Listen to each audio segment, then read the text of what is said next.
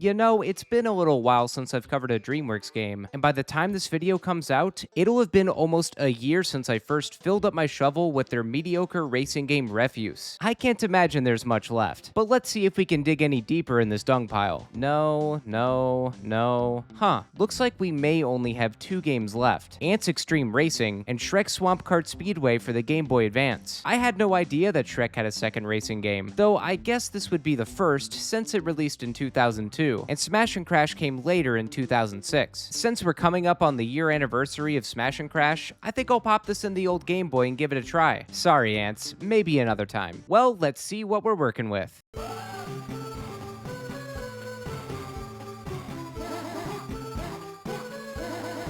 What the hell is that? Yeah, I don't think I need to explain more here. You can just feel the jank in the title screen alone, and just wait until you see the characters. Since we're here, I can talk about what I always talk about in my videos. The stats. There's only three: handling, speed, and recovery. Pretty basic stuff. Now to determine who among these hideous characters will be my test subject for this challenge. There's no definitive answer for who's the worst, so I selected a couple different characters to see how they fared on the road. First was Thelonius, who has the worst handling stat and the best speed and recovery stats. The handling definitely left much to be desired, as did the first track in the game. Then I tried the three blind mice, who are the opposite of Thelonius, with the best handling and low speed and recovery. It was hilarious that these guys of all characters are playable too, given that they're, blind. Surprisingly, they were actually really good. Handling was definitely the better stat to have. And just for the heck of it, I gave Shrek a try too. He's like an all-around type of character and performed about the same as the mice. When it came down to it, Thelonius was definitely the worst among the three characters I played. And if you're wondering about the others, almost everyone shares the same stats with another character, so you're not really missing anything. With that said, let's see if you can beat Shrek Swamp Kart Speedway only using Thelonius.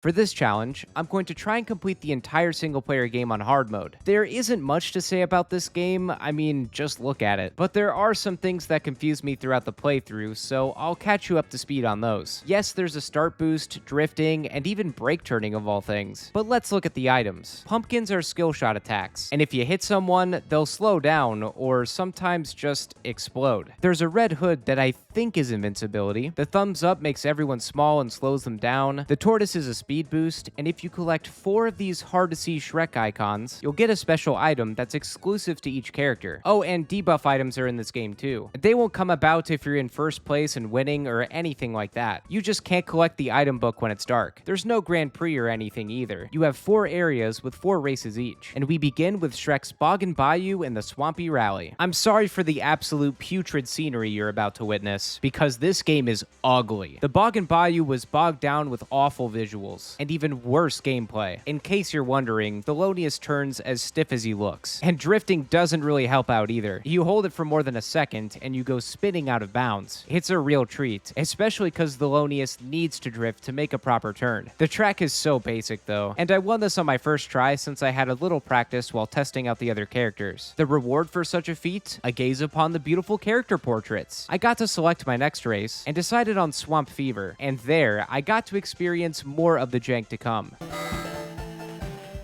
Oh, is this the same song again? Dude, what is even happening? I feel like the heat turned up a little bit here. My God.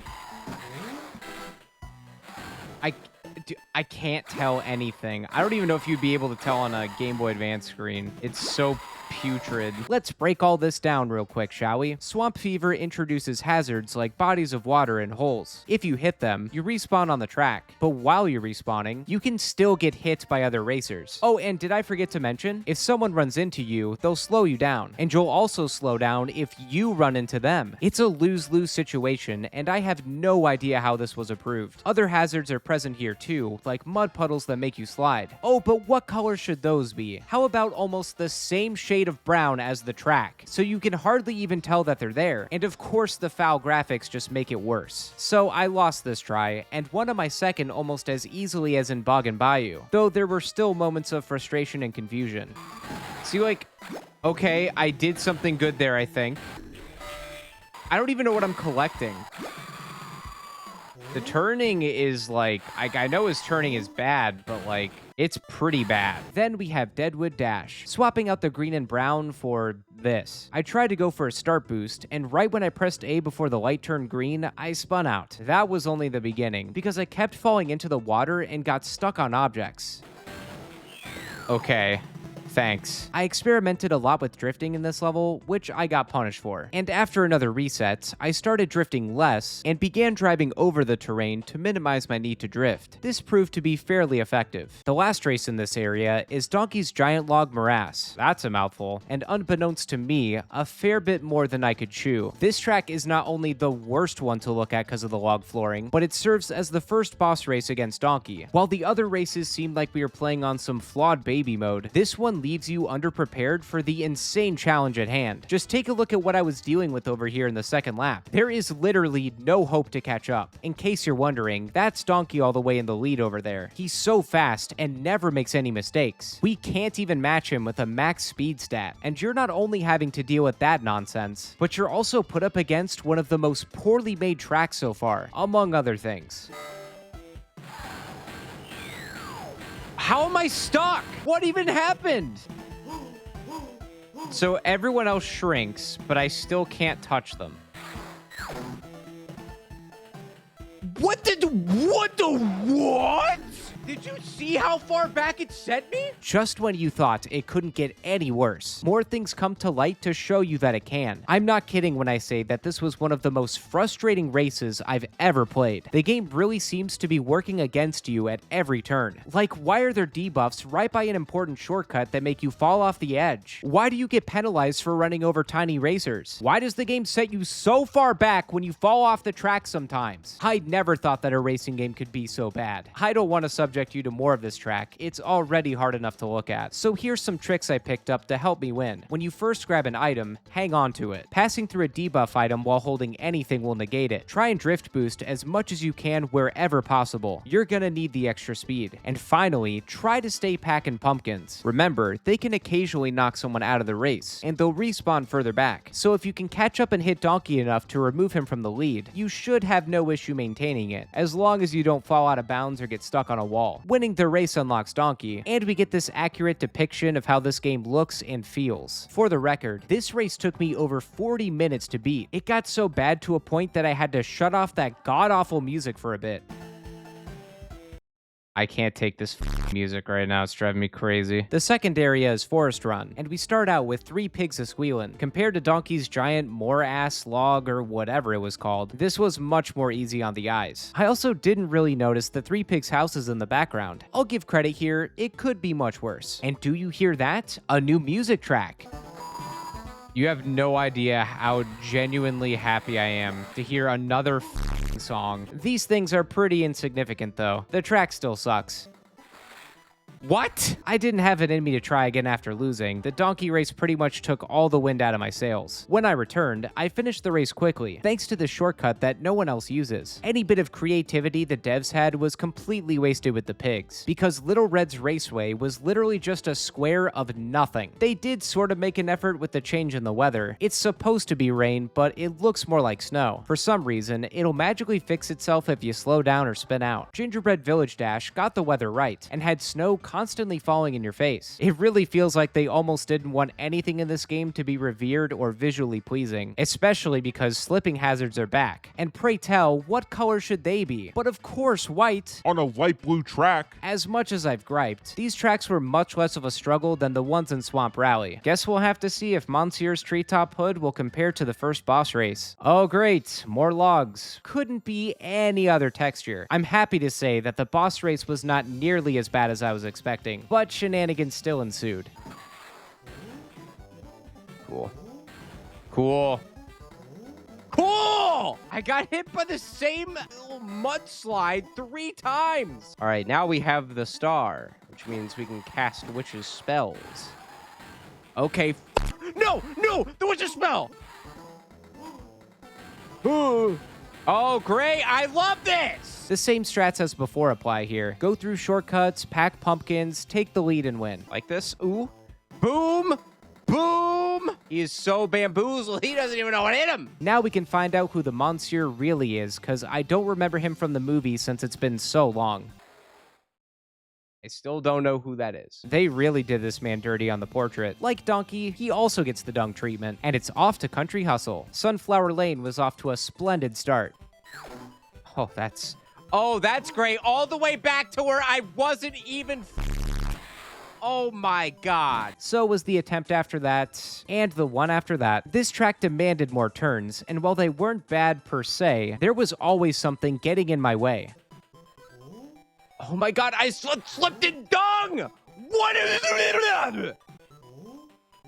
Why did they even mud? Brake turning was needed here, since most of the turns are fairly sharp. You just gotta master it, and know where all the shit on the track is. Windmill Alley gave me a bit of a break with less turning, and it only took 2 tries to beat. Goldilocks Way was the exact opposite of that, with a lot more of turns around the track. But by this point, I had gotten so used to it, and by the second lap, I was so far ahead that the race was completely free. We have the next boss race at Big Bad Autobahn against the Big Bad Wolf. Despite being different, the track felt almost the exact same as Goldilocks Way, except here there's some stones on the ground that do nothing, and this gap you have to jump through. Aside from getting stuck in the walls again, this race was even easier than Monsieur's, only requiring a few tries to poopify our next unlockable character. We're in the final stretch now with the Dragon Strip. It's almost over, thank God. I had a case of deja vu in the Badlands. I think it's because this track, along with Big Bad Autobahn, had these gap jumps in them, and that made the tracks feel sort of the same. This race only took 2 tries, it was nothing special. Same could be said for Off-Road Suspension Bridge, which is odd because it's definitely the most dangerous track I've played on in the game with how open it is when crossing the bridges. Maybe it was an issue for the CPUs more than it was for me, because I didn't fall off even once. Then everything took a drastic change in Courtyard Lariat. For whatever reason, this swirly track was a nightmare, and when I say that, I mean they made Shrek the new quote-unquote boss for this race. I guess it is his game after all. But seriously, Shrek is so quick, and you cannot afford to make any mistakes. That means any of the following that you're about to see warrants a reset.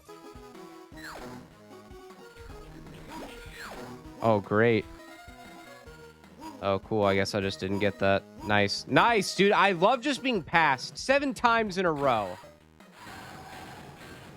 Oh, cool. Look who's stuck again. Yeah, you're completely blindsided by the increased difficulty. When I did end up winning, I had no out-of-bounds fall-offs, minimal wall hits, and I hit Shrek whenever he was near. I had some luck in the final lap too, because Shrek would run into a debuff item and fall asleep, which helped me get to the finish line and far away from his ludicrous rubber banding. Now here we go, the very last race in the game, Parapet Peril. And what a unique design choice, just copying one half of the track and flipping it over. Parapet Peril has many problems, and it's all because the track is so tight. This meant that everything I've had issues with throughout my playthrough is amplified, because you have no room to get away from anyone or anything. That means plenty of knockback from other racers, more wall hits, and of course the out-of-bounds fall-offs. Final races or bosses are usually supposed to be a challenge where you use everything you've learned along the way to overcome and win. But here, it's just another situation where you need to figure out a way to navigate the jankiness. Though no matter what I did, I couldn't ever seem to get ahead. The track is just too poorly made. I mean, they couldn't even be bothered to come up with a fully unique track and just made it symmetrical. Like, look at how small this gap is between the beginning of the track and halfway through it. You could probably just jump over the gap and skip most of the trail. Wait a minute, holy sh**.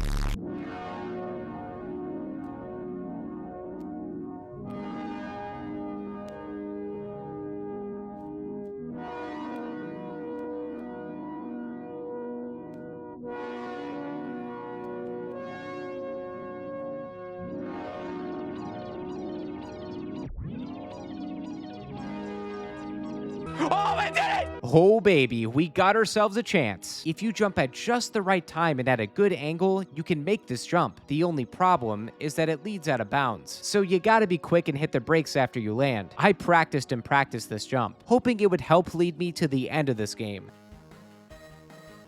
I don't know if the game knows what to do with me. Don't tell me this was for naught.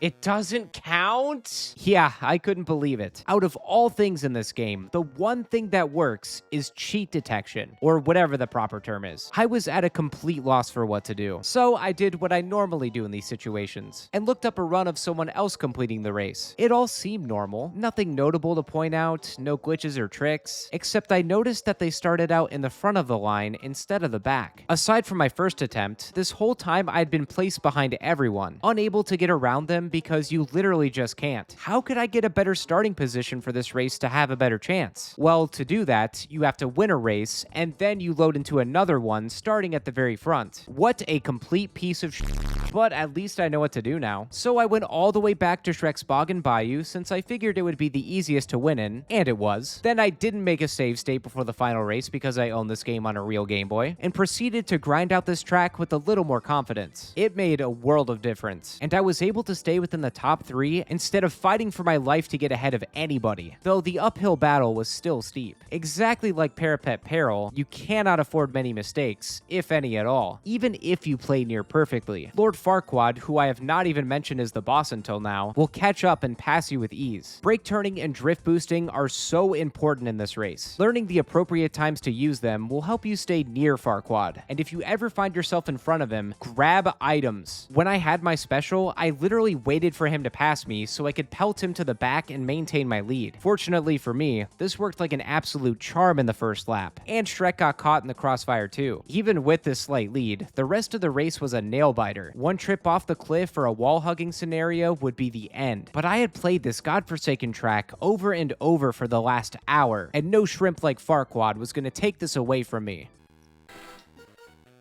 Oh my god, dude, I saw them right behind me for a second and it would crap my pants. Oh my god, what did they do to him? Yeesh, they couldn't give this guy anything that remotely looked like a face. But that's it. No more races. It's done. With the credits of shame scrolling after my victory, I proved that you can beat Shrek Swamp Kart Racing only using Thelonius. Thank you all so much for watching, and this time, I really mean it. This challenge was as bad as it looked. Thelonius has terrible handling, which made this even worse, but you get used to it with drifting and brake turning. Regardless, I'm pretty sure you'd have a bad time in this challenge with any character. It's funny, when I chose this game, I didn't know that it was so notorious. The Shrek fandom wiki even noted it as one of the worst IP racing games ever made, second only to Eminem's Kart. It's clear that this was just a quick cash grab to bank off of Shrek's popularity, because there is nothing in this game that's good or does Shrek justice. It plays like garbage, the music is atrocious, and so is the look of everything in the game. This genuinely might be the worst racing game I have ever played. It makes Eminem's Kart look like Mario Kart, but it's another DreamWorks racing game off the list, and thankfully for good. Be sure to hit the like button if you enjoyed this video. Also, I stream all of my challenge runs live on my Twitch channel, and here on YouTube. If you'd like to check that out, be sure to subscribe or follow me on Twitch. The link to my Twitch channel, along with links to my other social media accounts, can be found in the description. If there's a challenge run you'd like to see, you can also check out the description for a direct link where you can submit your ideas. Thanks again for watching, everyone. See you in the next video.